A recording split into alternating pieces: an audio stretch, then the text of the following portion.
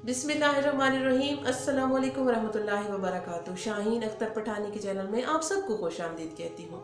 आज की जो मेरी बात है वो थोड़ी दर्दनाक भी है और आप के माशरे में आपके इर्द गिर्द मेरे इर्द गिर्द ऐसी बातें हो रही हैं। आज मैंने एक चैट पढ़ी जिसका जिक्र मैं आपसे करने वाली हूँ और आप अपनी राय का इजहार भी ज़रूर दीजिएगा कमेंट में। वो चैट व्हाट्सएप की चैट थी और उस चैट में ये था कि एक लड़की और एक लड़का आपस में बात कर रहे थे। लड़की कहती है कि हमारी शादी के दिन बहुत करीब आ गए हैं, मतलब तय पा गए हैं।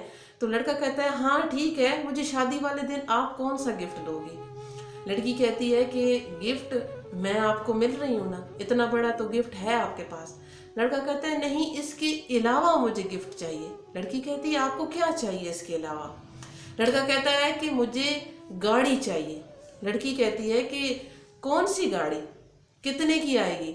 अब लड़का कहता है वो तो 70 लाख की, उसने लड़के ने नाम भी लिखा हुआ था कि ये गाड़ी चाहिए और 70 लाख की वो आएगी। अब जब 70 लाख की बात हुई, लड़की कहती है कि मेरे वालिद साहब ने तो पहले ही मेरे जहेज के लिए बहुत सारा कर्ज लिया है और जहेज बनाया है, और तुम्हें मेरे वालिद साहब उस जहेज में मोटरसाइकिल भी दे रहे हैं। लड़का कहता है कि वो ठीक है लेकिन मुझे गाड़ी चाहिए। अब लड़का जो था वो किसी थोड़ा सा रिच फैमिली, मतलब थोड़ी सी अमीर फैमिली से था, लड़की गरीब फैमिली से थी, लेकिन ये था कि उन दोनों के आपस में प्यार हुआ और उसकी बुनियाद पे फिर रिश्ता तय हुआ। रिश्ते के बाद उनकी शादी हो रही थी।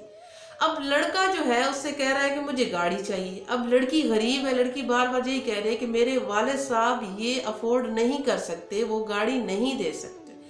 तो लड़का कह रहा है बिल्कुल शादी के एंड दिन के करीब, लड़का कह रहा है कि नहीं जी, अगर आप गाड़ी नहीं दे सकते तो मेरी तरफ से रिश्ता ख़त्म है। लड़की कहती है ऐसे कैसे ख़त्म है, मैंने पहले ही अपने ख़ानदान वालों को इतनी मुश्किल से इस शादी के लिए मनाया है और अभी दिन भी रख चुके हैं हम शादी के। अगर आप इनकार कर दोगे तो हमारी ख़ानदान में इज्जत क्या रह जाएगी। लड़का कहता है मुझे इसकी परवाह नहीं है लेकिन मुझे गाड़ी चाहिए। अब लड़की ने कहा कि ऐसा नहीं हो सकता, हम तुम्हें गाड़ी नहीं दे सकते। लड़का कहता ठीक है, फिर मेरा नंबर बंद कर दो और मुझसे रब्ता करने की कोशिश मत करना, मैं भी तुम्हें ब्लॉक कर दूंगा और मेरे घर वाले भी आके इनकार कर देंगे, मुझे तुमसे शादी नहीं करनी। ये बात जब मैंने पढ़ी, इसमें और भी बहुत सारी वो आपस में बात कर रहे थे जो मैंने बीच बीच में से हटा के आपके साथ शेयर करने, क्योंकि फिर लंबी बात हो जाएगी। कि ये मैंने जब बात पढ़ी तो मुझे अपने मोहल्ले का एक वाकया याद आ गया कि हमारे मोहल्ले में एक औरत है और वो बेवा है। उसके 2 बच्चे हैं, एक बेटा और बेटी। अब बेटा छोटा है, बेटी बड़ी है। माशाल्लाह उसकी बेटी बहुत खूबसूरत। अच्छा, उस बेटी का इसी तरह रिश्ता तय पाता है और वो लड़का सऊदी अरेबिया में था। ठीक है, उनकी फ़ोन कॉल्स वगैरह, चैट वगैरह, सारा कुछ, मंगनी हो गई, सारा कुछ हो गया।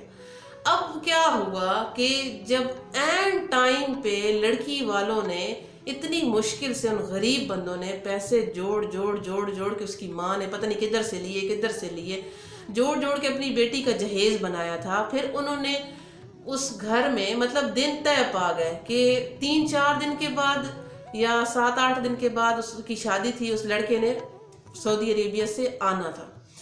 अब लड़की वालों ने सामान लिया, फर्नीचर वगैरह सारा कुछ लेके लड़के वालों के घर जाके उस रूम में, जो उनका रूम था, उसमें सेट कर दिया। उसके बाद क्या हुआ कि दिन तय पाए कि इस दिन शादी होगी, तो लड़के ने कॉल की लड़की वालों को कि मैं ये रिश्ता नहीं करता, लिहाजा ख़त्म है, आप अपना सामान उठा के ले जाओ। अब वो जो गरीब बेवा औरत थी उसके ऊपर क्या गुजरी, यकीन माने कि वो बेहोश हो गई रो के कि ये मेरे साथ हो क्या गया है। एक तो पहले ही मैं बेवा, ऊपर से मेरी जवान बेटी के ऊपर ये धब्बा लग जाएगा कि बिल्कुल शादी, मतलब ये कह लें कि सबको इनवाइट भी हो गए थे, सबको कार्ड भी तकसीम हो गए थे कि शादी है। अब मैं कैसे बताऊंगी कि मेरी बेटी का तो रिश्ता ही टूट गया है। फिर उस माँ ने जाके वो वहाँ से सामान उठाया और अपने घर ले आए। उनका घर बहुत छोटा सा था, 2 कमरे थे उनके, वो भी छोटे छोटे। अब वो सामान जो है, फर्नीचर वगैरह, वो सारा जितनी मुश्किल से उस औरत ने बनाया था, अब वो उसके घर में भी नहीं पूरा आ रहा। जहाँ से उन्होंने सामान लिया था उनसे बात की उन्होंने کہ ہمارا سامان تو ہم لے گئے تھے لیکن ہمارا سامان استعمال نہیں ہوا، ہمارے ساتھ یہ ہو گیا ہے، تو لہٰذا آپ اگر سامان واپس لے لیں۔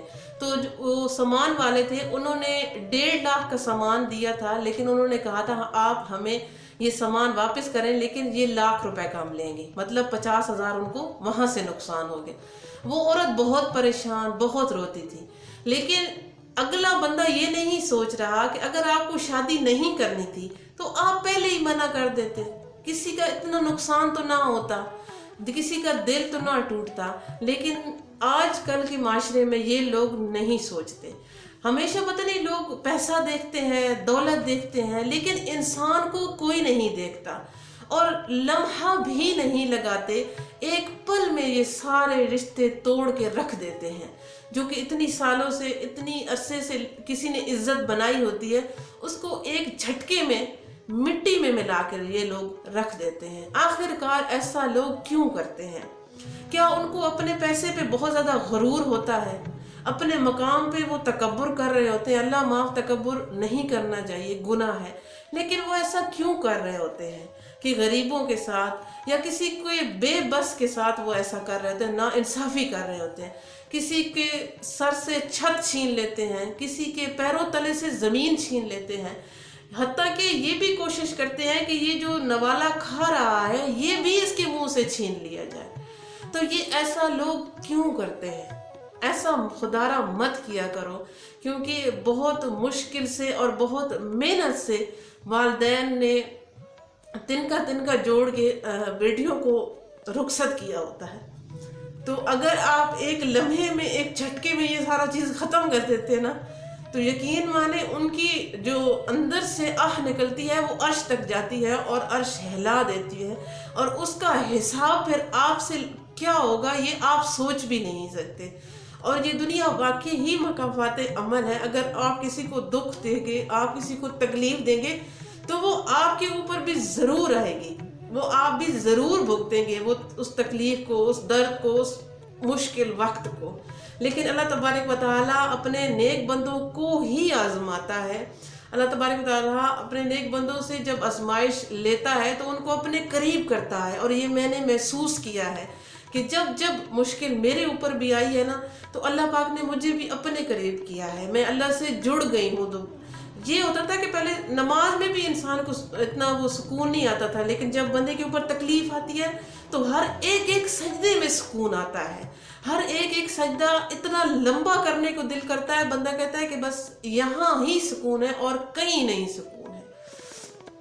تو میرے ساتھ درود شریف پڑھیں، اور امید کرتی ہوں میری آج کی بات آپ کو ضرور اچھی لگی ہوگی۔ اپنی رائے کا اظہار ضرور دیجیے گا کہ آپ کے پاس بھی کیا ایسے لوگ ہیں، اور ایسے لوگ ہیں تو ان کے ساتھ کیا کرنا چاہیے۔ اللہم صلی علی محمد وعلی آل محمد کما صلیت علی ابراہیم وعلی آل ابراہیم انک حمید مجید۔